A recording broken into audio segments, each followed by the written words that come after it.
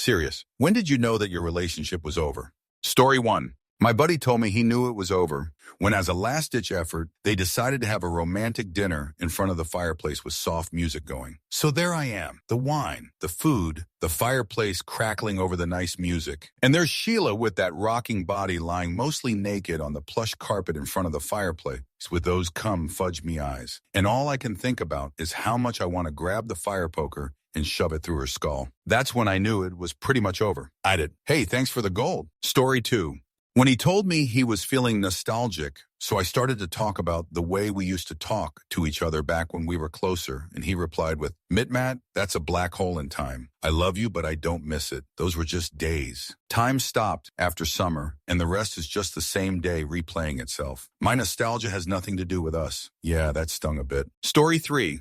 When breaking up failed to send me into a depressive tailspin, my ex-GF first broke up with me 2 years ago. Thanksgiving 2012 was the worst experience of my life, and I just sat in a darkened room all day and cried. I eventually won her back after several weeks, but we continued breaking up like a couple of middle schoolers for the next 18 months. I realized the relationship was over for good when she broke up with me in April, and I thought, well, we had a good run there. Time for you to move on and find the future father of your 6 kids. TL Doctor, I lived a George Strait song. Answer, totally agree with this. Happened with my first love too. The first time we broke up after a year together, I ended up losing 20 selves from not being able to eat, couldn't sleep, could barely get out of bed, and felt like something had died inside of me. After constant begging and pleading on my part, we got back together for a year. He broke up with me again, and I cried once right when he did it. Then I realized I wasn't really hurt, and the next few days after that, I felt this wave of relief. You know what, though? It was a great lesson. Nothing has ever hurt that bad since the first time we broke up, and I vowed to myself I would never beg and plead for someone to return to me after a breakup again, and I haven't. Every breakup I've had after that, even when I love them, I know I can get through and survive. I survived that first one, and I have never begged someone to be with me again after that, which I've found makes you feel a whole lot better about yourself when grieving the end of a relationship. Story 4. My mom had borderline personality disorder and was shot point blank by her brother 10 years ago. While having a fight with my then boyfriend, he blurts out, "If your mother was as fudge crazy as you, maybe she deserved it." I knew I'd never be able to look at him the same after that. Answer, that's fudge up. I was driving with my boyfriend in the car after a fight and encountered a tipsy driver who almost hit us, then swerved off the road because he wasn't paying attention and was about to rear in someone. I said, "That guy is gonna eliminate someone." My then BF said, "Yeah, well, how many people have you eliminate? You're more of a maniac than he is." Thing is, I once had to shoot a man in self-defense after he broke into my hotel room and pulled a knife. The guy turned out to be wanted for violation. He was scum, but it was still a painful and traumatic experience for me. I threw his jerk out of the car and mailed him the belongings he'd left at my house to him. Story 5. We went on a weekend trip to go to see a Calvin Harris show. It was almost like one last effort to make things work. We were together at the show the entire time except for 3 minutes when I had to go to the bathroom. The second I left, he played Sweet Nothing, which was our song. When I got back to my girlfriend, she was crying because it really felt like things were over then. Story 6. When my dad was arrested and extradited to another state, I was going through a ton of stress. Not only was I in grad school and working 2 jobs, I was the one who understood the lawyers the most. It was up to me to make the 1,500-mile trips for court appearances because my family and I agreed I was the one that should go. One day, while having a nervous breakdown after a fight with my boyfriend at the time because he wasn't being supportive, he says, "At times like this, I'm glad your dad is going to prison for the rest of his life. You are so spoiled by him." Answer, what the shoot? Just who the hell are all of you people dating that say stuff like this? How can people have such a lack of respect? Even if you dislike a person so vehemently that you wanted to vomit every time you saw them, that the mere mention of them pisses you off, that person still deserves the respect to be broken up with reasonably. Saying such snide, terrible remarks about not even just the person in question, but their family is vexing to me beyond belief. Jesus fudge Christ. This thread is making me more misanthropic by the second. How do these people even end up in relationships when they are such genuinely awful people? Good God. Hopefully you are doing all right now and found someone better for yourself that will actually give you the honor of supporting you when faced with strife. That's the kind of person you and all the rest of us deserve. Fudge. Story 7.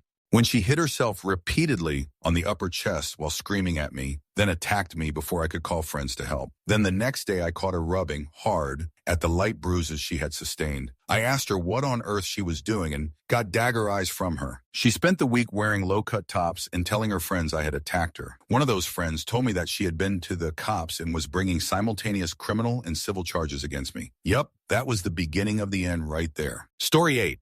When all my romantic spontaneous gestures stop being romantic and are annoying to her instead, holding doors open, surprise flowers, surprise tickets to whatever show, fancy homemade dinner. The moment you realize that kissing and holding hands becomes a chore for her, that's when you know it's over. Partied too hard a good 8 years doing those things and thought we'd get married, but people change, I guess. Story 9. When he said he was gay and dumped me, I had liked him for so long and was so overjoyed when he finally asked me out. We had a great month-long relationship, and then bam, we were best friends before the relationship and remained best friends after, so no hard feelings. Funny story, he dated a girl a year later, broke up with her 6 months after that, and then wanted me to be his girlfriend again. We are best friends. I currently have a boyfriend. I just wish he'd never left me in the first place. Edit. He had always thought he was gay, but when he asked me out, he said I was the first girl he had ever wanted to be with. So him breaking up with me under the pretense that he still felt gay seemed legitimate. Then a year later, he dated someone, which was sort of heartbreaking because I had literally wanted to be with him for 2 years. And I had come to terms with the fact he wasn't attracted to me for those 2-3 years. Never told him I had feelings for him. Never tried to get him to like me. We were just friends. But then he said those things, and I was so excited to finally have a chance. I was fine with the breakup because in the back of my head, I always thought it might happen. But when he dated that girl a year later, it was heart-wrenching. We broke up in March of 2013. My current relationship began in July of 2013. He started dating this girl around January of 2014. When he broke up with her in August of 2014, he immediately, as in next day, asked me if I'd consider dating him again. At that point, I said yes, but that I was happy in my current relationship, so I wasn't going to break up just to be with him. He was okay with that and understood, and we continued being friends. I also told him that I didn't want to hold him back in any way and that I wasn't hurt by anything that had happened anymore. I just wanted us both to continue being best friends and for no hard feelings to be left so we could go on with our separate lives. Now it is 6 months after that. I've been in my current relationship for a while and I'm starting to be less happy with the way things are going. I'm feeling increasingly distant, and this is because some days I don't think that my current boyfriend is right for me at all on the long term. I mean, right now things are okay on that front, but we have entirely different future goals and wants. I love him a lot, but I'm feeling more and more, why am I in this relationship every day? Because we have virtually nothing in common. And when you have nothing in common, after the new relationship feeling wears off, what do you have left? We don't like any of the same things. We don't have any of the same goals. We deal with emotional things very differently. We deal with anger very differently. We deal with friendships, anger, everything very, very differently. He wants kids, I don't. He wants to do certain things with his life that I wouldn't want in a million years and vice versa. And there's even more, but I won't bother you with it. I used to think we'd just work those out as they came, but now I'm feeling less that way because I don't know if I could be happy long-term with this guy for a lot of reasons. I'm planning to transfer to a different college next year. He plans to go to one 6 hours away from mine. He's also leaving next summer to work on a dude ranch, and he's not always sure that he wants to move back here. At first, he thought I might move down with him, but I have no interest in that lifestyle. He says he'd change all his plans for me if I wanted him to, but I don't want to hold him back, nor do I want to feel guilty for influencing his decisions. So I'm just trying to figure things out because I don't know what I want, nor do I know if any of it is worth it. Answer: sounds like you're being unfair to your current boyfriend if you wish the other guy never left in the first place. That's fudge up. Edit. Reading your edit makes it even worse. These are conversations you need to have with your current boyfriend. Holy hell, I'd dislike to be that guy. You're cold to be holding this all in, keeping him on the outside. Best wishes. Story 10.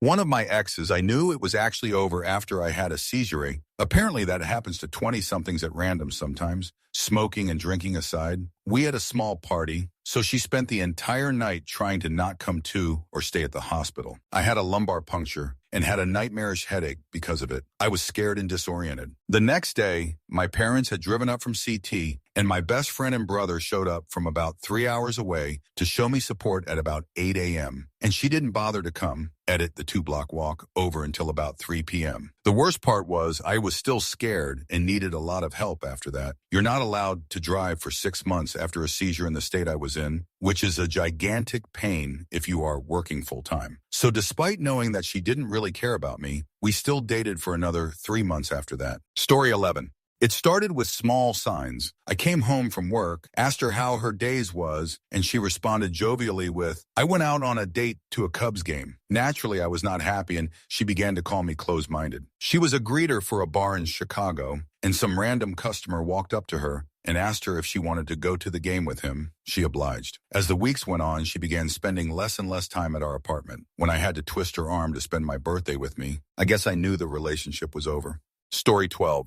Too many times to count. When the intimacy stopped, when we were basically roommates who shared a joint account, when she stopped going to counseling with me because the therapist suggested that we both had things we needed to work on if we wanted the relationship to last, when we only talked about what needed to be done the next day, when she wanted to stay in D.C. to finish an online degree when I got a great opportunity in California, when she refused to come pick me up at the airport on a visit home, then when she asked me to give her a night to get homework done when I was only on the East Coast for 3 days and she had known I was coming home weeks in advance, when she refused to drop me off at the airport and I had to take the train from her office, when we had a fight over the phone and I didn't want to call back, when she pulled her paycheck from our checking account the day it went in, when I asked her about it and her response was, "Call me when you get home tonight." All of that being said, it was an emotionally abusive relationship in which I gained nearly 50 pounds and was forced to push close friends and family away. I'm now healthier than I've ever been, have great friends, I surf, snowboard, scuba dive, backpack, and just all around enjoy life. I have yet to have truly found someone else to share my life with again, but I've got a date tonight with a really cute zookeeper, so I must be doing something right. Story 13. When he would call me silly and tickle my hips to get me to pull away when things got too physically heated between us. When he'd give me little pecks, but turn his head and chuckle when I'd try to give him real kisses. This was a week ago. We haven't broken up yet, but it seems right around the corner. Answer: this happened in a relationship of mine. Turned out he was suffering from impotence and didn't want to tell me. I don't think he realized at the time how much his pulling away hurt me. We had been doing great until then and had a totally healthy intimacy life. Then it all stopped, and I had no idea why. It is so frustrating when something like that happens and he doesn't tell you what is going on. Hang in there. Have you asked him about it? Story 14. I've been with my husband for 22 years, and we have 3 children together. He has always been mentally and sometimes physically abusive to me. I have very low self-esteem, so I put up with it. He cheated on me early in our relationship. I forgave him and told him that if he ever does it again, I'm done. I heard rumors that he was seeing a girl young enough to be our daughter. She is 22. Last night, while looking through a memory stick I found laying around, I found videos of them having intimacy. He denied ever having anything to do with this girl or boom, up until I showed him the videos. I knew it was over because I didn't even cry. I married him 20 years after we'd been together. He had this affair before our first wedding anniversary. I have no fudge left to give. I'm done. Story 15. March 7th of this year, this was 2 weeks after she told me she was moving to the other side of the state. This was my last attempt in which I was going to try to make everything like the way we were before. We went out, played putt, made a few jokes, some that I knew were the stupidest ones I could think of, but I knew she would have laughed at. I got no response then. We got some cheap fast food I usually always pay. This time she did. We sat down, didn't say a word at this point. Without even thinking, I let out the words, "Are you even happy with us anymore?" At that point, we went to my parlor and talked, realized we weren't going to have a future together, still fought like crazy for the next few weeks to get back with her, and on the 31st of March, I deleted her number and cut her off of my life. She was my best friend for a long time and my first love, and now if I were to run into her, I'd like to apologize for being acting crazy, and I would like to close this book soon. The feeling still lingers on every now and then, but I'm moving on. I know there is someone out there for me. I'll find her. But for right now, I will never forget our last conversation.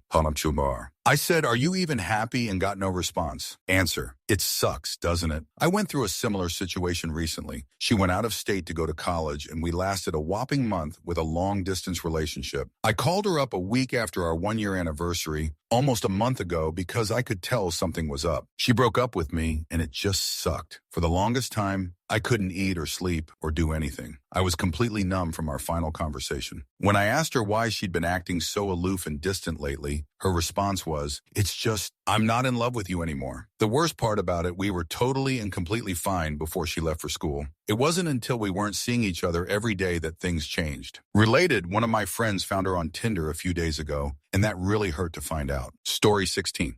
When I realized that he was going to be stuck in a dead-end job and that I had dreams and aspirations to achieve that weren't going to be achieved with him in my life, not to mention the multiple cases of cheating and the often emotional abuse. We were together for 4 years, almost engaged. Looking back, the end started when he first cheated, but I chose to stay instead. I just drew it out for so long because I still had hope he wouldn't hurt me again. I was wrong. Story 17. It was long distance. We were on a Skype date. He was completely ignoring me over a game I'd bought him. His dad walked in and started screaming at him and saying things like, "Nobody in this house can fix you. If anybody could, it's her." And I realized that I shouldn't be a fixer. That's not a healthy relationship. The second I broke up with him, which was a month later, I felt my chest lighten up and I screamed, "I'm free." I only cried because I wasn't feeling remorse.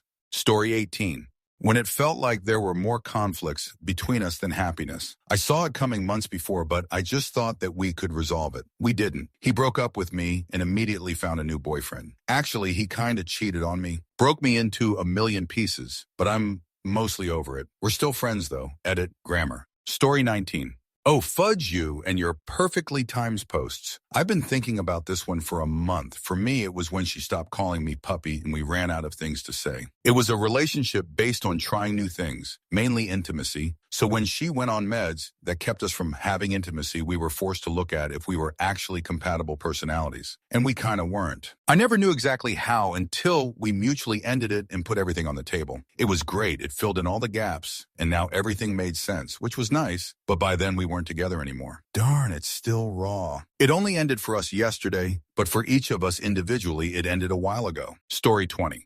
With my last GF, when she called me and when I knew it was her and didn't pick it up, and when she called me again, I picked it up by accident and invented an excuse not to talk to her. I knew then I couldn't stand her anymore. I should have broken up with her way before that, though. My fault. Story 21. This sounds a little ridiculous, but I went out of town for a weekend and asked her to stop by and feed my kitty a couple times, and she replied, "Are you going to pay me?" The fact that she's incapable of doing something nice without benefiting herself made me almost immediately resent her. I knew after 2 years that reply was going to end it. Story 22. Honestly, after him telling me for years that I was useless and a slut, after him telling me my family was against me, after him being suspicious of me, 247, the final straw was him hanging up on me. I was like, "Meanie, you are 30 years old. Adults don't hang up on people they love." And that was when I decided it was finally over. Fudge that jerk. Story 23. He said that he didn't want to be as full-on as we had been, not texting every day and seeing each other as often. He had a lot going on at the time, so I asked him if he'd like us to take a break from each other. He replied, "I can't be bothered with a status change." I hung on in there like a lovesick sap for ages in sheer pathetic denial, but I pulled the petals off the flowers, but in my heart, I knew he loved me not. Answer, this is something that is trending. That is just a really awful way to break up with someone. Stringing them along because you can't do them the justice of giving them closure is far more tortuous than just cutting the ties there. I mean, good Lord. I've been strung along before myself, and you try so hard to hold on to something not knowing that the other person has already given up on you. It sucks really badly, makes you feel used. Story 24. The point at which he said he didn't know that he wanted to spend the rest of his life with me. Also the part right after that where he said he was in love with my best friend. Luckily, best friend is awesome and never felt the same way towards him, so I was confident things would never happen. But still, pretty shoot to hear that out of your boyfriend's mouth. Story 25. Biggest red flag was that I didn't want to have intimacy with him anymore. That has happened more than once. I think I'm just terrible at recognizing when a relationship has run its course. My body has to pretty much shut down intimacy before I realize. Story 26. When I came home early from work and found her in bed, our bed, with her supposed ex-BF balls deep in her jerk. The best part was when she pulled her head up, saw me and smiled at me. He did stop, though, when I smashed him upside the head with a fudge frying pan. broke the handle off that cheap Kmart piece of chute, cracked his skull, and broke his nose. Threw both of them into the street, naked, and then hauled the mattress out and set fire to it. Cops were less than amused, but still sympathetic. They made me let her back in to get what stuff she could carry, and told Jerkboy that he was darn lucky I didn't go for a knife. Jerkboy declined to press charges. The newly exed GF tried to get back into my good graces, so I told her parents what she did. She lives in Kentucky now. Her parents haven't talked to her in almost 20 years. They still send me a Christmas card every year, though. Story 27. When I was dying in the hospital and our daughter was stillborn, he said he couldn't come to the hospital because he didn't want to miss classes. It should have ended there, but I was young, stupid, and honestly thought he was the best I deserved. It lasted 2 years until I packed a suitcase and ran. Lost everything except what I could carry. Story 28. We stopped having intimacy. Everything irritated me, and other men started to seem attractive again. I wanted to explore new things, travel, do something different than the day before. He wanted to sit inside, watch football, and play Pokemon. An entire year went by, and this was still our routine: football, Pokemon, eat, sleep. I needed more. Story 29. When I realized I was doing all the work in the relationship, I'd make a date and he just won't show up. The worst was on my birthday. I sat on the park bench for 2 hours waiting, and he didn't even have the decency to call me. I must have looked pathetic, sobbing alone on a park bench, but I was really distraught. Story 30. When she admitted she didn't even bother asking off work to come see me in my play, it was her learned helplessness, her inability to try. At some point, she had stopped moving her life forward so that our life together could get started. Almost 5 years later, I'm engaged to someone else. She's my best friend, and we've got our shoot together. Breakups suck, but they happen because they're supposed to happen. Story 31. When I realized that I don't miss her anymore and started to look at other girls, also I started to think more about her bad things. Only things I dislike. No more, hey, I love her because of that. More like, I dislike this at her. Having a long-distance relationship makes things different. I rarely looked at other girls, but suddenly started to think, wow, this one is cute and that one is hot. Change of mindset. Story 32. When, shortly after taking me on a romantic trip to Europe, he came downstairs one morning and calmly told me to grab my things so that he could drop me off at my folks' place. He mailed the rest of my stuff to my mother. Edit, removed identifying details. Story 33. She had a mannequin. Not just any mannequin, though. It was wearing a sweatshirt she took from me and one of my hats. It was also in her closet. When I asked her about it, she told me it was, in case I missed you too much, I could still hold you. I broke it off the next day. Story 34. He would always say the meanest possible things when he was angry, like insecurities and secrets that I would share with him during close moments he would later use against me whenever he was mad. I realized it was over when his insults didn't hurt me anymore. I had no feelings left to give, not even sad ones, let alone ones of happiness or love. Story 35. I'd like to say it was when I got the series of emails explaining to me just how simple it is for me to be a woman and how tired he is of explaining this fact to me. All I needed to do was be tiny, thin, skinny, and stand up straight, and I could have any man I wanted. But like all women of the world, I was spoiled and coddled and told I was wonderful. So I preferred to be lazy and not put any work into looking good for pleasing my man. I was 5'3", 115 waist at the time, and had been doing posture exercises for months in the hopes of finally standing up straight enough to please. I'd also like to say it was when I got the subsequent email telling me he had to scream at me about my weight and posture because being nice to me never worked. He assured me he'd prefer being nice, but it was clearly my fault he had to resort to such unpleasant tactics. And look, it worked. I had cut back to something like 600 darn 700 cal day at this point in an effort to achieve the 105 valves he felt was ideal for me. I was dropping one wall every 2 days and he couldn't be happier. In the end, I knew it was over when I looked in the eyes of each of my friends as I broke down and told them what I had been told treated like for the last 1.5 years of my life in my outwardly adorable and fun relationship with the cute, funny, charming guy that everyone loved to hang out with. Story 36. When a fellow fraternity brother informed me my then-girlfriend had slept with 14 guys in a span of 2 weeks, all of them were told that we had broken up and were unaware of the others. I was across the country at my grandmother's funeral spring break. Story 37. When I was trying to take a nap because I was physically exhausted and she walked in, lifted her shirt to show me her tits and said, "How can you resist this?" I didn't care and was unaffected. We'd been trying to save the sinking ship with rigorous intimacy for several months at that point. Story 38. When he grabbed me by my hair and nearly ripped it off my head. He was mad because I had told him I was worried about him hanging out too much by himself and not leaving his room anymore. After I left his apartment, I texted him letting him know it was over. Story 39. Last time he was at my place, he was acting weird, like trying to pick a fight over stupid shoot. I kind of got the feeling the last time we had intimacy was literally going to be the last time. He went back to school for his final semester, wouldn't answer my calls, texts, or Facebook messages. I told my friend, well, I think he's fudged someone else. Still didn't make it any less devastating when he finally Skyped me and was like, "I'm seeing someone else. Bye." And now I wish even more I fudged the Scouse guitar player that I didn't because I had a boyfriend. That's what I get for not being a grand whore. Story 40. When it became glaringly obvious that she didn't give a shoot about anything that was important to me, unless it happened to coincide with something that was important to her. Didn't matter what it was. Either she wanted to do that or be there, or she didn't. And if she didn't, she would make that abundantly clear. Story 41.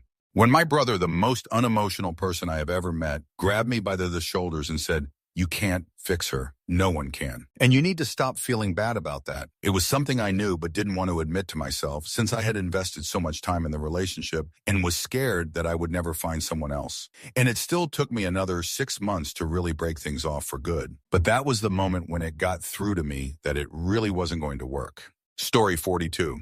She came by on her lunch hour, dressed to the nines. She sat in just one spot on the couch and hardly spoke as I fixed her a sandwich. I could see it in her eyes, for lack of better words, the look of goodbye. I commented on how good she looked and picked up my 35mm and took a pic. It was right there, I could see it. She opted out of our Friday date, said she'd call me Saturday morning. She did, came over at 11 a.m., told me it was over, then got up and left. I couldn't remember anything about her face, her clothes, her smell, nothing, only that she was in a raincoat. I couldn't accept it. I jumped in my car and drove to her apartment to convince her to come back. I hesitated and drove around by the back road and saw her exit to the patio and lean over and kiss her old boyfriend that was laying shirtless in the sun. I still have that picture. When I look at it, it's like having metal rod placed against my chest and pushed through out my back. Everyone I've ever shown this picture to says something like, "Uh-oh, something bad happened and after this, right?" Story 43. We both worked at a restaurant together, and one night I was closing and he was already off. He was sitting at the bar. We had been angry with each other all night, and he yelled at me across the restaurant to go fudge myself in front of people that were not only our managers and coworkers, but our friends. I walked to the bathroom crying, and that's when I knew.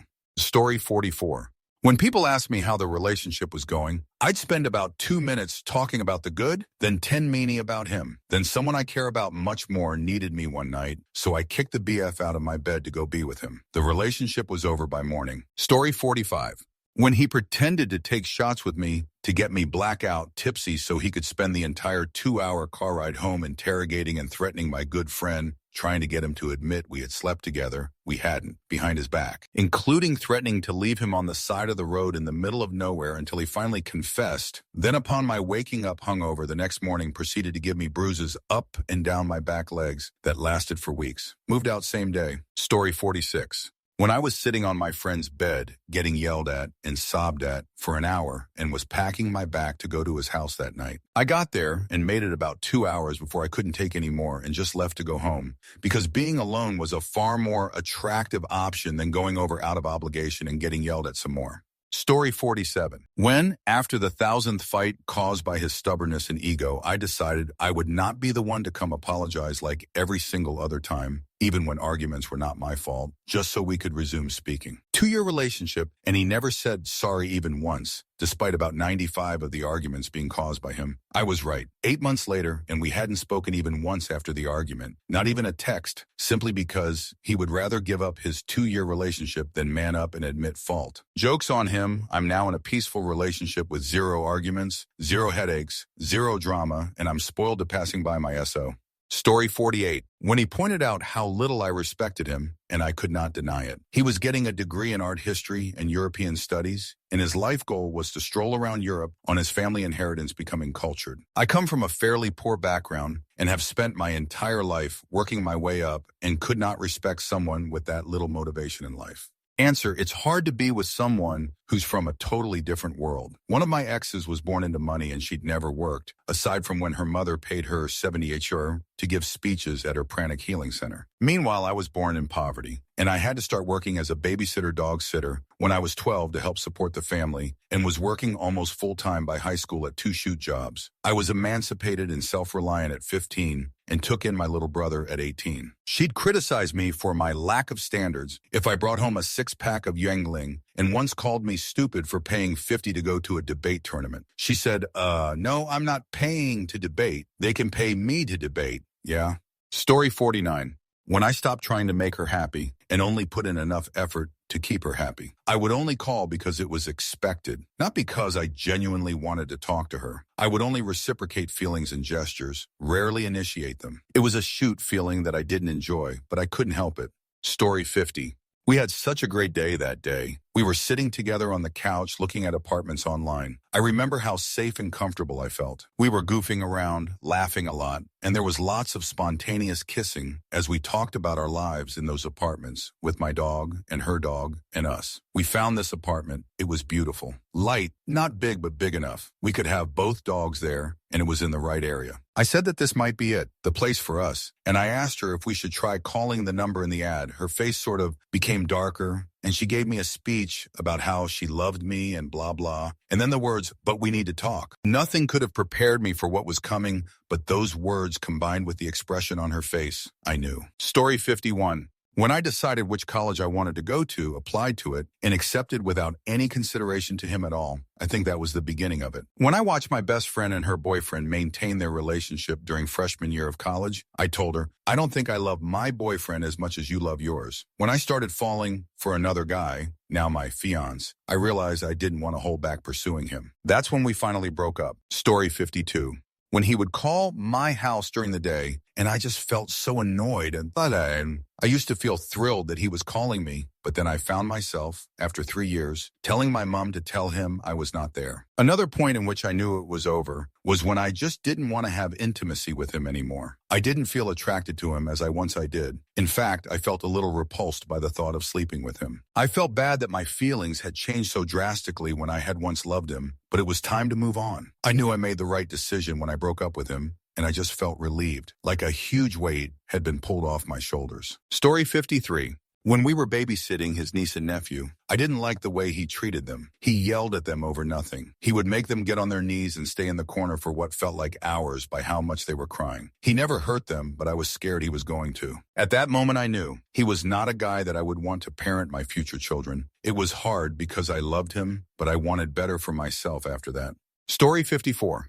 When she didn't let me hang out with anybody else except her. Don't forget the numerous tragic end attempts where I saved her life multiple times. The cheating and the constant accusations about me cheating on her. Don't stick your male body part in crazy, bro. Story 55. This hits deep. I broke it off with my boyfriend of 4 years, 1.5 of it long distance yesterday. We had fought just like any other couple, but I realized that he had a constant trouble with stopping himself from getting girls' numbers at bars, Tindering, etc. I know a lot about this was because of the long distance, and he swears he actually never did anything. But I just felt like the person I want to spend my life with would make more of an effort to commit to just me. I forgave him the first few times, but the last time was just too much. I stopped imagining him as the future father of my children, and about a month and a half after catching him for the last time, I ripped off the Band-Aid. No regrets yet. Story 56. When it got to the point where I felt like I was caring for a teenage daughter, rather than in a relationship with a young adult woman, she was incredibly lazy and irresponsible. I worked full-time or more, usually ending up with a few hours of overtime every week, and made decent money. So I didn't mind taking care of things, paying most of the bills, etc. But she wouldn't help out. I'd be away at work all day and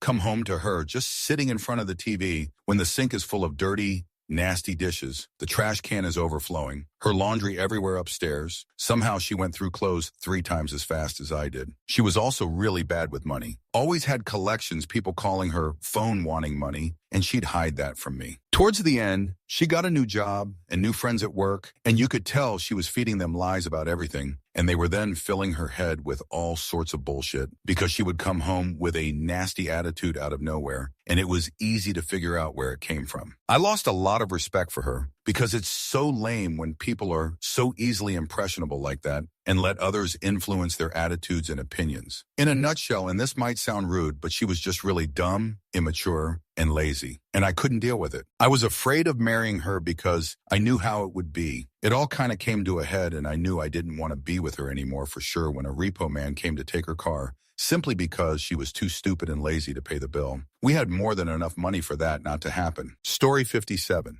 When we used to be with each other, if I looked at her in the eyes long enough, she used to get shy and look down and blush. A few weeks after she said she wasn't sure, I met with her to ask for her back. Before I did, we had a moment where we looked into each other's eyes for a few seconds. She didn't even flinch and said, "What?" I knew it was done.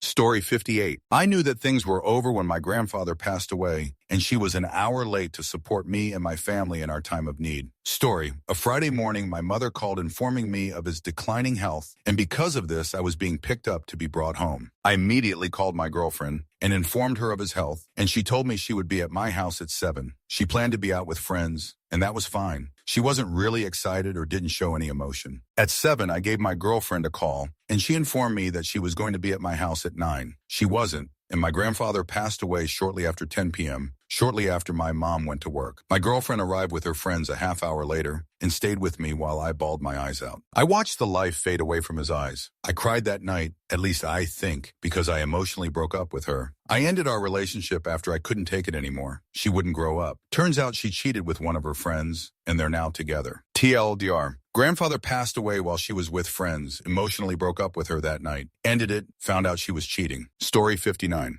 When I came to visit her after a month of long distance, the night I arrived, she told me she was going to a concert. It was sold out, and I would have to find something to do by myself. So I ended up wandering the streets of NYC on Friday night, trying to hide the fact that I was crying. It became really apparent the next day when she told me she had plans that night and I could join her if I wanted. Besides the silence and lack of eye contact, the fact that she was ditching me while I was visiting her in NYC really clued me in that things were over. The worst part is she acted like I was being a baby when I broke down about all this. She wouldn't look me in the eye. She just stared straight ahead, gazing absently at the wall. After I cried for a while and begged her to explain what was going on, she finally said she had been thinking of ending it. I told her I would never talk to her again and found a bus back to Boston. Still haven't talked to her, and 2 years later, I still feel like a shell of my former self. I think I'll always dislike New York City. TLDR. Visit my SO in NYC. She is too busy to see her long-distance boyfriend,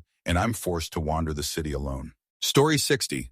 We were out on our Valentine's dinner. She wouldn't shut up about her coworker. It was Kim this and Kim that. Gotta text Kim how good the food is. Let me send her a picture. When I confronted her about it, she claimed she didn't have feelings for her. This was after I found her secret Tumblr, among other things, portraying herself to be single and hitting on all the ladies. We broke up shortly after that. Anyway, you can imagine my pure bliss when they became a couple over the summer. For the longest time, she made me feel like I was crazy and controlling. It was, and still is, a sweet victory to know she was the lying snake I felt she was, and that all of my family, friends, and coworkers were right in telling me I've got a bad feeling about her, or there's something off. I've never been happier. Story 61.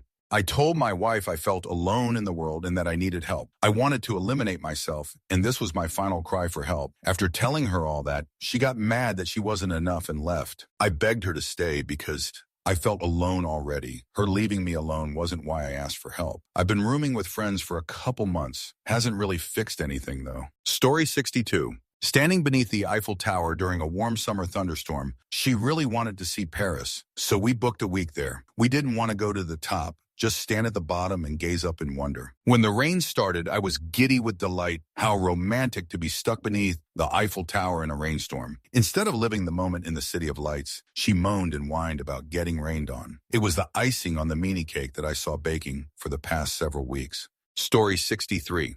When he lied about volunteering for a deployment. Nothing wrong with volunteering for a deployment at all. What I don't appreciate is being lied to about it for 2 years. I had had little gut feelings he wasn't being entirely truthful and gave him several opportunities to come clean. He leaves for the deployment. I come to find out that literally everyone else knew of said volunteering, and he actively told people not to tell me. It shattered my trust in him, and it got to the point where I didn't even want to hear from him anymore. Story 64. I remember clearly the moment I knew I was done with my ex. I could distinctly feel the break within my soul after 2 months of him giving me the cold shoulder and not talking to me, not even a hello each day. A huge fight ensued. Things were addressed. Action, plan to work it out was created. Next day, he got angry at me and cold shouldered me again because I didn't say hi to him immediately upon walking in the house. I can't say hi to my son who greeted me when I walked in before I say hi to you? Fudge you, get out. I knew he didn't understand at all why I was done. I still don't think he gets it. Story 65.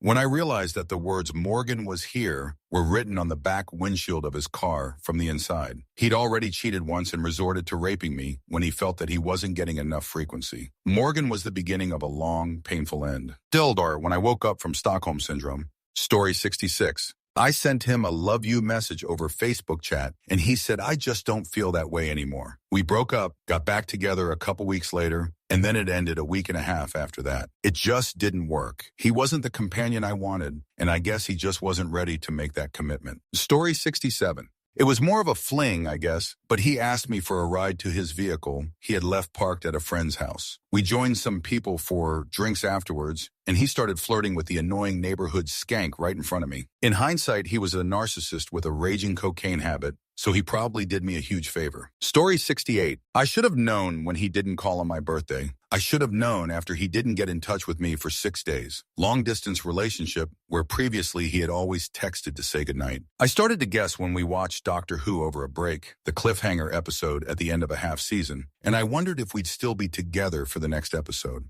I knew later that night when he told me that he loved me, but he thought I deserved better and it wasn't working, and I agreed on all counts. Story 69.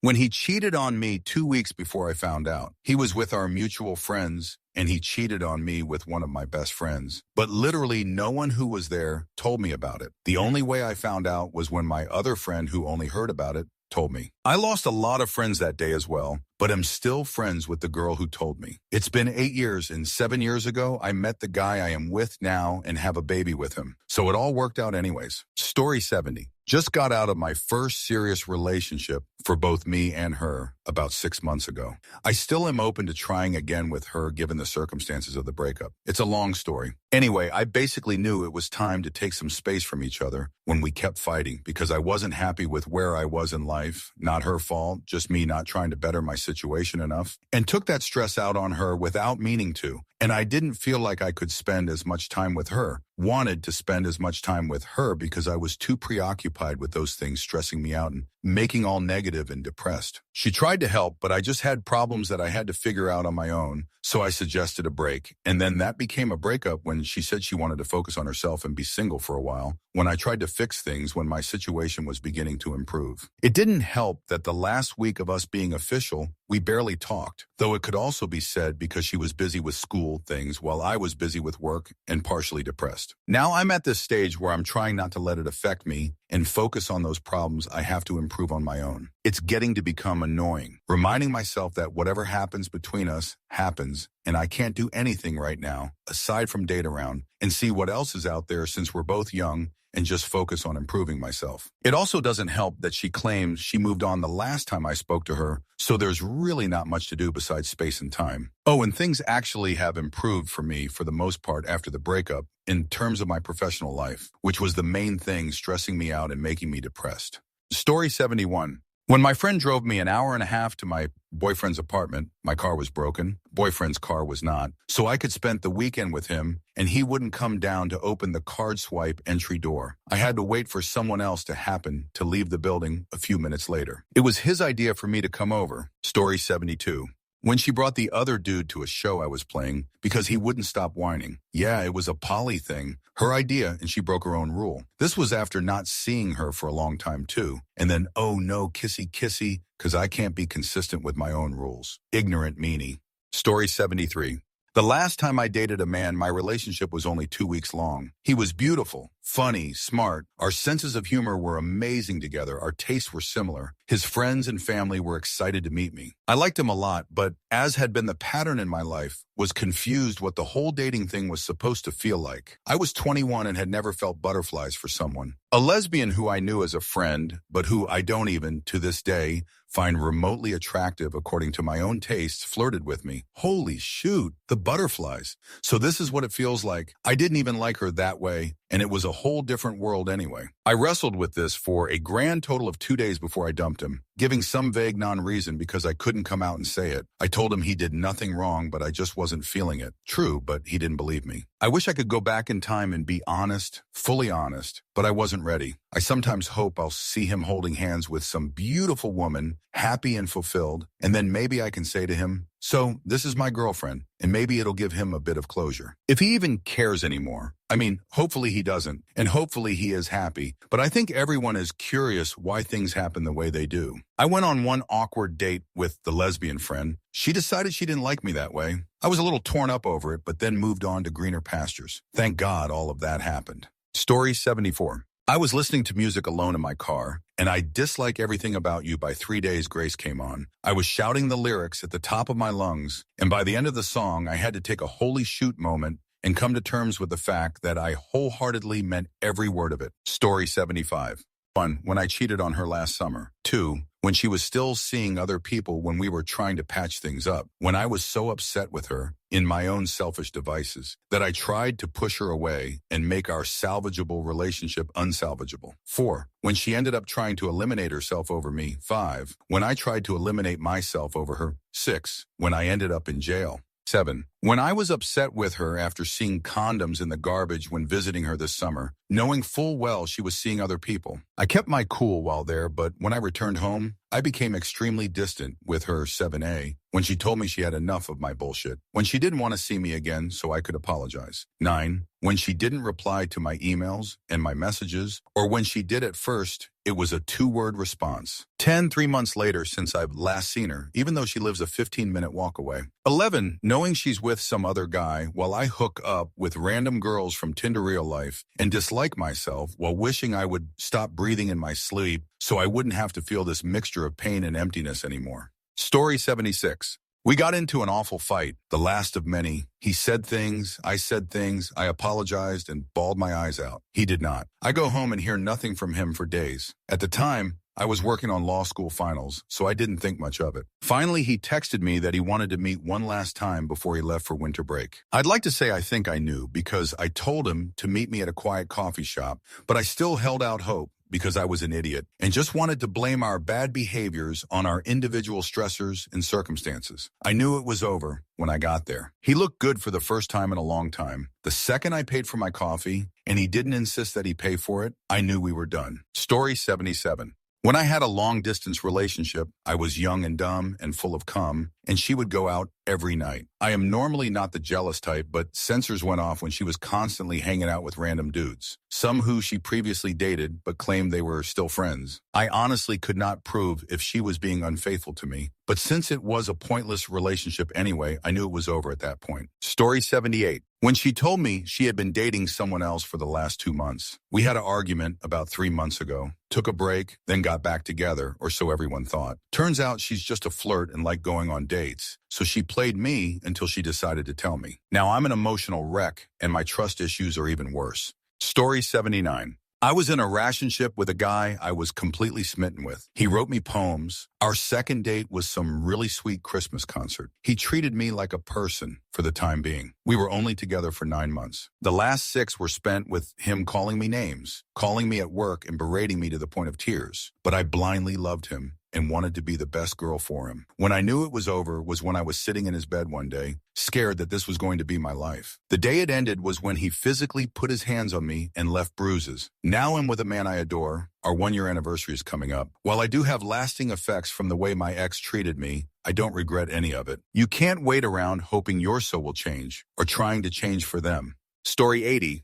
When we went weeks without saying I love you, ABD went months without having intimacy. There wasn't any spark between us anymore. I didn't care about what I said to him, and he didn't care if we made up or not. One day we just stopped talking, stopped texting, and didn't hear from each other for weeks. It was a mural thing, I guess. Story 81. Just started college with the girl I was going out with at the time. I was completely dedicated to keeping this relationship going, but she wanted space. I was doing my best to give it to her while still feeling incredibly clingy. We passed each other in the quad one day after not talking to each other for a couple of days. She saw me and said, "Hi." "Hi, Matt." "My name isn't Matt." That's when I knew. Story 82. After I sat at the airport for 3 hours waiting for my now ex, with no luck, and a very confusing text later in the day, I noticed a change about a month ago, her taking longer to reply, her not initiating conversation as much, etc. I finally stopped hearing from her 2 weeks ago, went to the airport this past Friday to pick her up, LDR, because I'm just that fudge hopeful, and got a text saying it was over. Till Dr. Ladies and gents, if you're going to end a relationship, don't wait 2 weeks only to have that person do something huge for you and then break up with them. Story 83. When she made no effort to pretend to care about anybody but herself, she did what she wanted when she wanted. We lived together and rarely saw each other because of our work schedules, and she made no effort to even talk to me. She stopped cleaning up her messes and went out with her friends all the time. Story 84. When I realized that I would never be able to live up to the absolutely unrealistic expectations she has in her partners. I can't be something that I'm not. All I can be for my partners is who I am and love them with everything I have. But I didn't even want to do that for her anymore. Story 85. When I no longer cared. Honestly, hating someone means more than not caring. I never dislike him, but very slowly I just stopped being interested. There was no big fight or anything, just a loss of feeling. He was really invested in the relationship, and that made it hard to end. But I'd rather break up with someone than make them think it's going to work. Story 86. Never had a real romantic relationships, but there was this guy I was best friends with, and our breakup, I guess you can call it that, hurt me to my core. I am the person who never grew out of their awkward, weird stage. I am different in every way a person can be. This guy was pretty much the same way, only much, much worse. I loved being with him. He made me feel normal, and that my flaws and weirdness weren't so bad. I felt like I could be myself when I was with him. I cared about him with all my heart, and I thought he did too. Apparently he didn't. Long story short, it turned out the guy was a liar. He was selfish, and he didn't care about me all that much, if at all. I gave him a year of my life to have it fall apart in flames and tears. Mine. So I break it off our friendship. He shrugs it off, and I walk out the door, vowing never to return. Several months pass, and I start missing him, so I start texting him. We start chatting through texts, and all seems fine, so I tell him I'm thinking of renewing our friendship. I don't hear from him for several months. We have class together. We're in college. And at first I freeze him out, but then the loneliness blocks my good judgment, and I start trying to talk to him again. And I try to suggest that we hang out together. He always had an excuse not to. Then it just dawns on me that he really does not want to be with me. What I took for shyness, guilt, and a personality that avoided showing emotion was just his apathy. After all we'd been through, all the time we spent together, and after everything he put me through, he just let our friendship fall apart like I was nothing to him. Tildor, if someone shows you who they are, believe them. If they don't act like they care, they don't. Story 87. It was an LDR. She stopped making an effort to Skype me. I'd wait an hour to talk to her for 5 minutes. That was the most concrete thing. It was other things too, like how she spoke to me. I could sense something was up, but she was on the other side of the world, so naturally I couldn't be 100 sure. I had to do some digging on Facebook to confirm, and if you snoop around long enough for something in particular, you're guaranteed to find it. For better or worse, that's how I learned that it's best to just keep some things private. Story 88.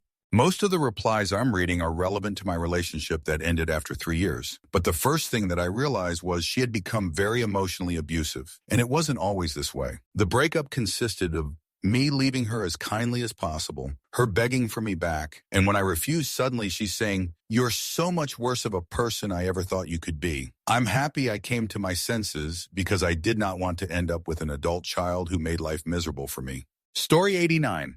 When he decided it was mission to see how many times he could tell me he was going to eliminate himself in a night and see how much it would break me down. Relationships are about helping each other through the bad times, not lying about tragic end thoughts and seeing how much you can break your girlfriend. He was a frequent liar, though, and I knew it. I just thought I could be the hero to change him. It's okay now, though. I'm happy, healthy, and finally have someone who cares about my feelings and would help me through anything, as I would for him. Story 90. I was waiting at her place for her to come back from a business trip. We had a long-distance relationship, 1 hour, 40-minute drive. When she was over a few weekends before then, She asked me if she could move in with me, which made me very happy. She had taken my virginity a few months before, and I took very good care of her. She was my best friend before we started having intimacy. Home is where your heart is. She was my home. Naturally, when we reunited every few weeks, sometimes we'd stay with each other for over a week, we would immediately jump into passionate making out. This time, I went in for the kiss, and after a moment of no returning action, she pulled away. She told me that I needed to slow down and that she needed to get things from the taxi. Right then, when I felt teeth with no tongue, is when I knew something was terribly wrong. I was very open about my concern and asked her about it. She lied very heavily to my face that weekend and tried to shame me for being intimacy. The next month, I found out she was cheating on me with 2 other men for well over a month. The moment I realized that I had given up on her is when we were in bed and I wanted to not hold her more than I wanted to hold her. She crafted all of the worst moments of my life, and that was one of them.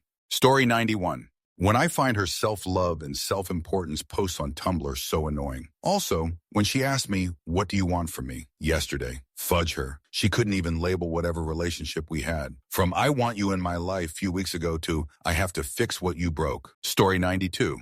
I wish that I could say that it was the breakup, but unfortunately it took a little longer. After we split, we had talked a lot. She was still my best friend and I loved her more than anything. About 2 months after the breakup, she told me that she still loved me. I felt on top of the world. When I saw her a week later, she told me that she couldn't be with me. I knew that if I kept trying to make it work, I'd end up hurting myself more than she ever did. Story 93.